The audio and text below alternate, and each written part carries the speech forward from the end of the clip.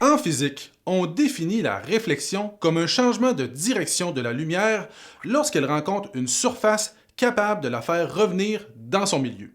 Afin de comprendre la loi de la réflexion, il est important de connaître le vocabulaire qui y est associé. Il y a le miroir plan, la surface sur laquelle se fait la réflexion spéculaire, le rayon incident, le rayon lumineux qui se dirige vers une surface, le rayon réfléchi, celui qui a été dévié par une surface, le point d'incidence, l'endroit où le rayon incident frappe une surface, la normale, une droite imaginaire perpendiculaire issue du point d'incidence, l'angle d'incidence, l'angle situé entre le rayon incident et la normale, et l'angle de réflexion, l'angle situé entre le rayon réfléchi et la normale.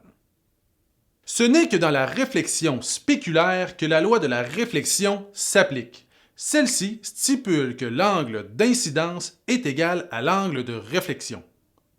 Si l'on donne la mesure d'angle entre le rayon incident et le miroir, il est important de calculer l'angle d'incidence pour déterminer l'angle de réflexion.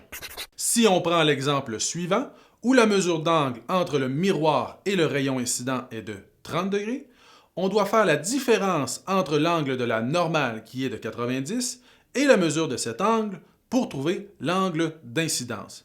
Ici, la mesure de l'angle d'incidence sera de 60 degrés.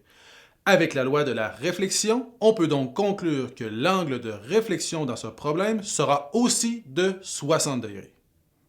Voici ce qui termine cette vidéo sur comment appliquer la loi de la réflexion.